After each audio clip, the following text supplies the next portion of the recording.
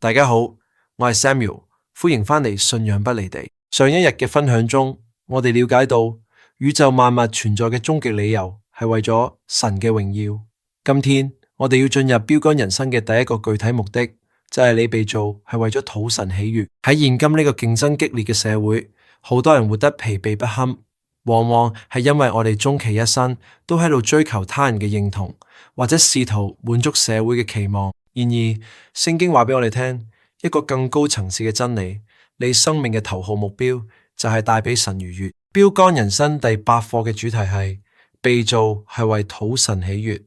聖經啟示錄第4章11節明確指出，因為你創造咗萬物，萬物因你嘅旨意被創造而存在。呢度嘅旨意喺原文中亦包含咗愉悅嘅意思，呢個意味住神創造你，並非因為佢需要你，而係因為佢選擇你。佢並非因為缺乏同伴而被迫創造人類，而係出於純粹嘅愛，決定創造你嚟成為佢愛嘅對象。當你真正明白自己係創造主所深愛嘅對象時，你對自我價值嘅睇法將會產生翻天覆地嘅變化。你唔再係進化論下嘅偶然產物，而係神精心設計用嚟盛載佢慈愛嘅傑作。好多人對敬拜存在住深刻嘅誤解，佢哋以為敬拜僅限於教堂裏邊嘅音樂、唱詩或者莊嚴嘅宗教儀式。但根據聖經嘅觀點，任何能帶俾神愉悅嘅行為，其實都係敬拜。敬拜並非為咗讓我哋自己感覺良好，其核心目標係為咗讓神感覺愉悅。當我哋愛上帝、信靠上帝、信服上帝，並發自內心咁向上帝表達感謝時，我哋就係喺度敬拜佢。敬拜唔應該只係每周一次嘅活動，而應該成為一種呼吸般嘅生命形態。深度分析呢份愉悅，我哋會發現神係一位有情感嘅神，佢會憂傷，亦會喜樂。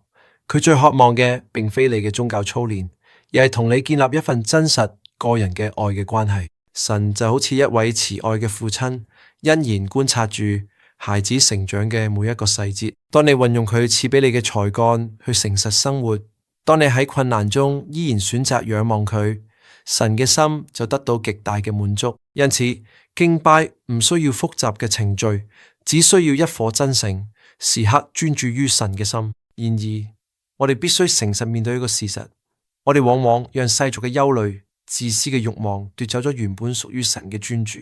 我哋將受造嘅物質、名譽睇得比創造主更重要。呢個就係點解好多人就算擁有一切，內心依然感到焦慮與枯乾。真正嘅滿足感只有喺我哋揾翻受造嘅目的時，先至會出現。當你開始學習為神嘅愉悅而活，你會發現嗰種從心靈深處湧流出嚟嘅平安，係任何世俗成功都冇辦法給予嘅。朋友，你係咪渴望擁有一種不再隨環境搖擺嘅安全感？你係咪想要活出一個真正讓創造主微笑嘅人生？呢一切嘅起點就係承認你嘅生命主權屬於神。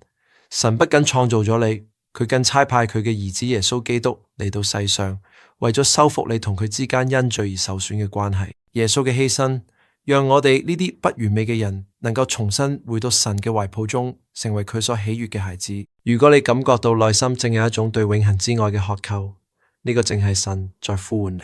佢唔在乎你過去幾咁破碎，佢只在乎你而家是否願意返到佢嘅身邊。如果你願意接受呢份愛，並開始活出討神喜悅嘅人生，請跟我一齊禱告。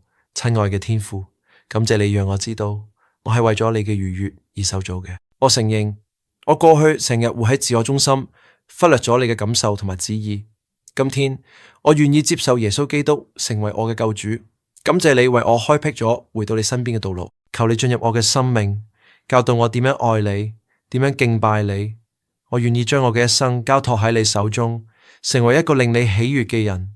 奉我主耶穌聖名祈求，阿門。當你開始以神為中心去生活嘅時候，你就已經開啟咗人生最精彩、最有意義嘅篇章。感謝大家，我哋下次再見。